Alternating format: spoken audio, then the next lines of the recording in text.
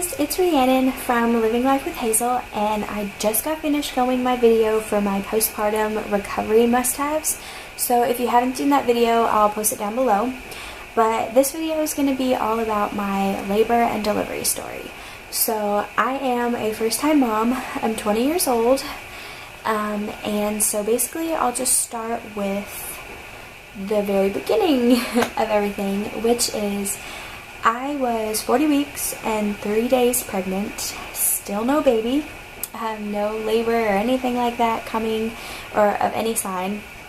So basically the day that I was 40 weeks and 3 days pregnant, I had a doctor's appointment, like a checkup, and that was the day that they were scheduling me for an induction, because at 41 weeks they were going to induce me if I hadn't already went into labor and had my baby.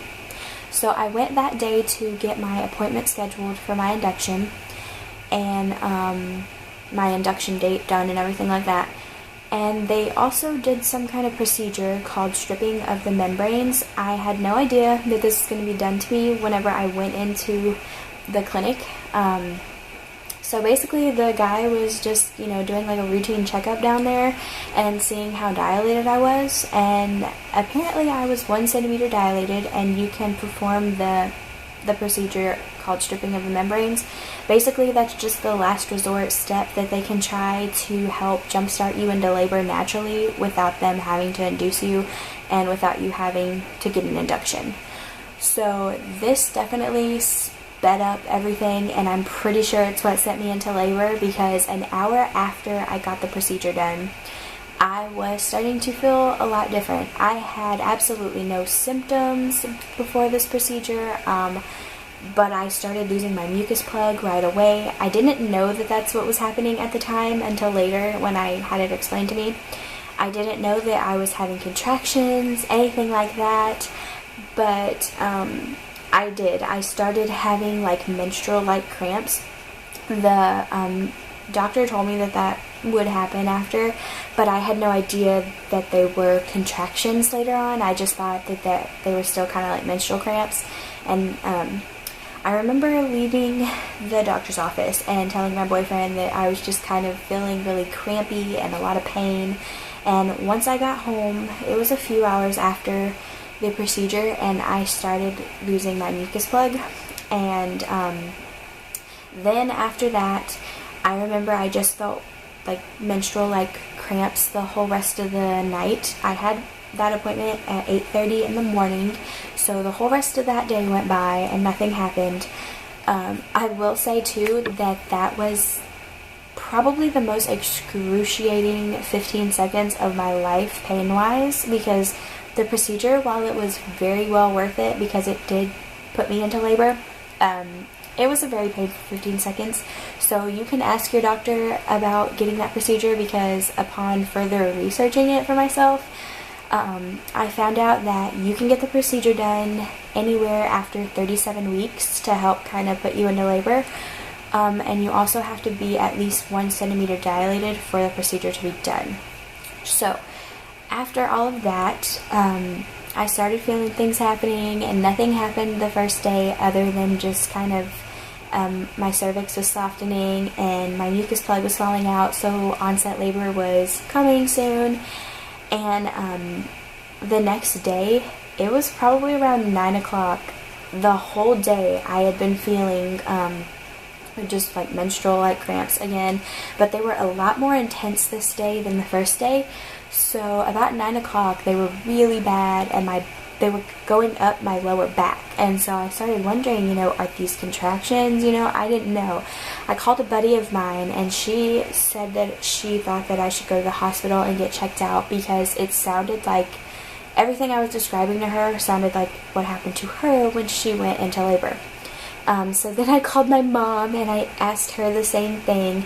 She didn't really seem like it was me going into labor, she didn't really know. I had no idea either.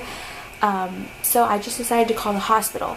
I called the hospital and a woman picked up the phone. They ended up making fun of me pretty much because I was calling and asking when I should come to the hospital.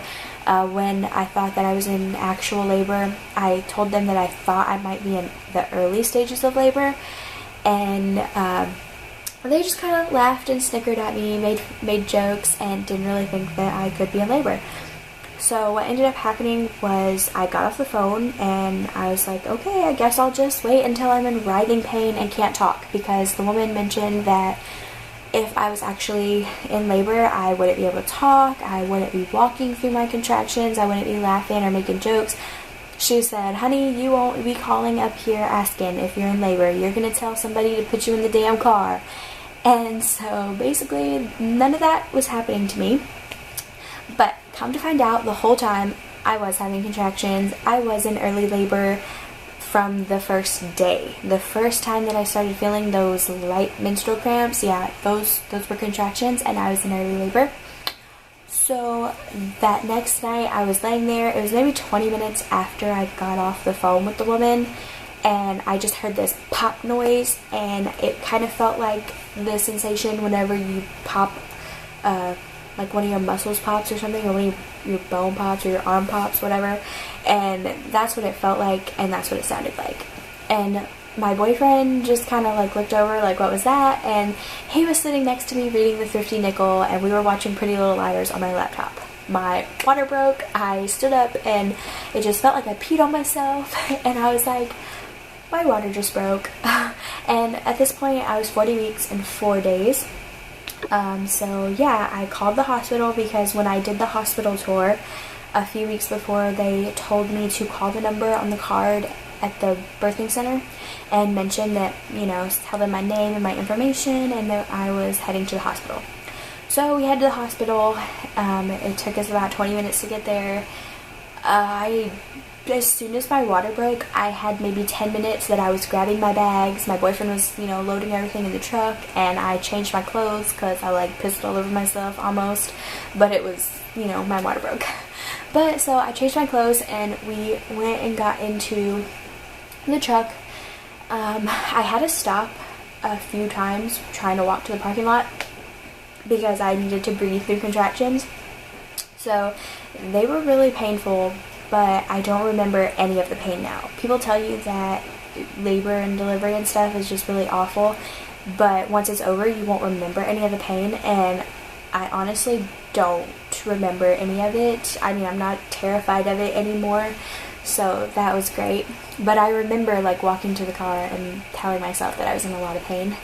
So I just breathed through all the contractions. We got in the car, we get to the hospital about 20 minutes later. They put me in a wheelchair, and I got up to the room. So basically what happened after that is some woman told me to change my clothes and get into the hospital gown. They wanted to check me to make sure I was even in labor, because I told them that my water broke, and they recognized me from calling earlier. The woman actually was like, are you the little girl that called earlier asking if you were in labor and stuff like that? I'm like, yeah, that was me. My water broke like 20 minutes after that phone call. And so they did this little strip to make sure that it was actually amniotic fluid that was coming out. It was. Turns out I was already also 4 centimeters dilated.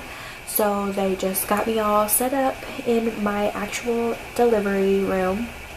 They hooked up all this stuff to me, and they put this little band around you, and it monitors your baby. And once your baby moves, they have to move it around on you, and it's just kind of a tedious thing to do. So they suggested putting the internal monitor on my baby's head.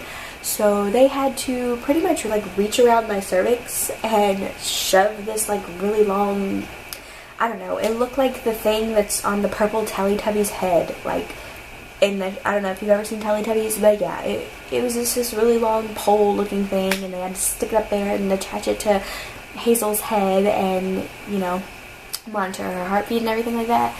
So that was probably even more painful than the 15-second pain from stripping my membranes, because it was performed wrong the first time, so they had to do it again. And so just shoving everything around, and you know, you're already in pain from the contractions, stuff like that. It was awful. But I was really glad when it was over, because they didn't have to come in and keep checking the thing every single time and moving it around with my baby while she was moving. So then after that happened, I was already at a 5 when they put the thing in, and so once they did all of that, they pretty much made me like a 6 basically, and I was already at 6. So they came in, I forget what the dude's name was, but they just told me that he was going to come in and give me my epidural, and he was going to be my best friend. He was, because it's supposed to be about a 45-minute procedure to do the epidural. I really don't remember how long it took, because after the epidural, everything that happened was just kind of like, ooh, you know, I was feeling good, so I don't really remember most of it. But I just remember they sent my boyfriend out of the room because no one's allowed to really be in there with you except for the nurse that's going to be telling you everything that's going on while it's happening, and of course the person doing the epidural, the anesthesiologist. So he was basically sticking the little needle thing in my back. I don't know why I was so scared of that happening. Everybody told me that getting an epidural was really kind of scary because it's, you know, one wrong move and you're paralyzed or whatever, and things like that, and it's sticking a needle in your spine. But I didn't feel anything. It just kind of felt like somebody's just lightly touching on your back. But then again, I did have a contraction while I was getting my epidural done, so that kind of took my mind off of everything. So that was my last contraction that I felt the whole entire time. After that, he was in and out and done in about less than 10 minutes.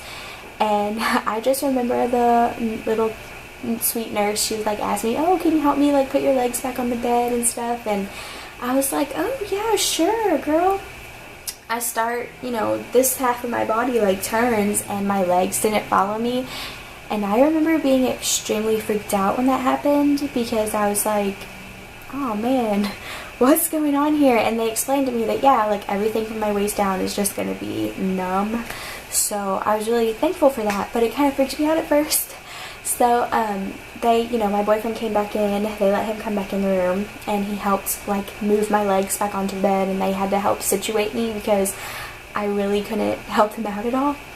So he comes back in, and for the next few hours, you know, I'm feeling good, and they told me to just get some rest. I passed out for a few hours, and I don't really remember anything other than after that, they came in and said they were going to check me again. I was at a 9, I believe. So I was already 9 centimeters dilated after a few hours of resting and passing out. I got to the hospital at 10:30, and I remember it was 10:30 at night when I got to the hospital, and then it was almost, I want to say it was almost 10:30 because my daughter was born around 10 a.m. so it was maybe an hour before that, and they told me that you know, they were going to check me and everything like that, and they came in and I was already at a 9, and I just remember like being really tired and sleepy, and you know, they said, oh, okay, well, I'm going to go talk to the doctor who's going to be in here to help you deliver and stuff. And so they left and said they were going to come back and check me in a little bit, and so they came back and told me that the doctor like wanted me to start pushing and everything. So I was like, okay, and I started pushing. You know, I just put my legs in the stirrups or whatever, and I started pushing, and my mom had mentioned to me that I probably would feel the crowning, you know, when my daughter started crowning, and when the baby starts coming out, you will kind of feel that even with the epidural. So I was freaking out for that part to happen because, you know, I don't like pain and things like that at any cost. So I thought it was going to be really painful and I was going to feel everything when my daughter actually came out. But I pushed for about 10-second intervals each time.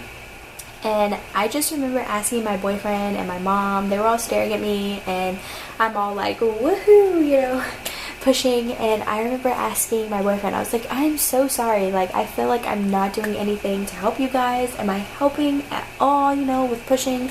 The nurse said I was doing great, and, you know, they were just still really calm. And come to find out, Hazel's, like, head was already, like, out crowning. And then I just remember after I said that, I pushed like one more time, and I guess it came out more. And I just remember the nurse told me, stop pushing. And I'm like, really? I'm having this super big urge to like bear down and push, and now I have to stop and like squeeze in. So I was able to, I guess, discontinue my pushing, and she left to go get the actual doctor who was going to deliver the baby. And then I had to wait a little while because it was only like a few minutes because she was delivering another person's baby. So basically she came in like a few minutes later and introduced herself and whatnot, and I finished pushing, and I think it was like 2 more pushes and Hazel was out. I pushed for like a total of like 25 minutes almost, and she was out. She was 8 pounds even, 20 inches, and just the most beautiful little girl, and I love her so much. And they put her on my chest right after she came out. Like, they kind of dried her off a little bit, and they put her on my chest, and I just remember her screaming her head off, and they kind of were alarmed after a few minutes because usually the baby comes out and they place it on the mother's chest, and then after a while, like, they kind of calm down. She was freaking out, just like freaking out, and they were just they started checking her and checking me, you know, to make sure like something wasn't wrong. And I just remember there was the nurse down there stitching me up because, you know, like I mentioned in my other video, that I ended up with a 2nd-degree tear. I tore part of my urethra and had some internal muscle damage. So I mentioned all of that and talk about how I cared for myself after that in my other video.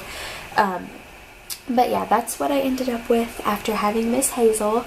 And I just remember the doctors and everybody being down there taking care of all that, and I had 1 more push to get out the placenta and, you know, delivered that, and then they started caring for all of my wounds and stuff. And then yeah, so Hazel was like screaming her head off, and they ended up lifting up my nightgown, and she had like diarrhea pooped all over me. It wasn't even like the meconium poop. That was already like gone. She had already pooped out the meconium stuff in her amniotic fluid, and while she was still in my tummy. So she was already on to like full on just actual normal baby poops for how old she was. And that was all over me. I had no idea. She had it all over her. And so I just remember the nurses like having to take off my nightgown while the ladies down there stitching me up. They took off my nightgown and put on a fresh one on me, and were like wiping off poop from like my breasts and just all over me. Yeah, so that was interesting. But after that she calmed right down, and then I just remember after that they tried to move me a few hours later to another room, and because of losing all of the blood and, you know, just not being used to laying in the bed all of those hours and not moving, I was, you know, dehydrated or something like that, and I tried to get in a wheelchair, like fainted out, blacked out. They got me to drink some water, and it tasted like metal. My ears, I could not hear anything they were saying.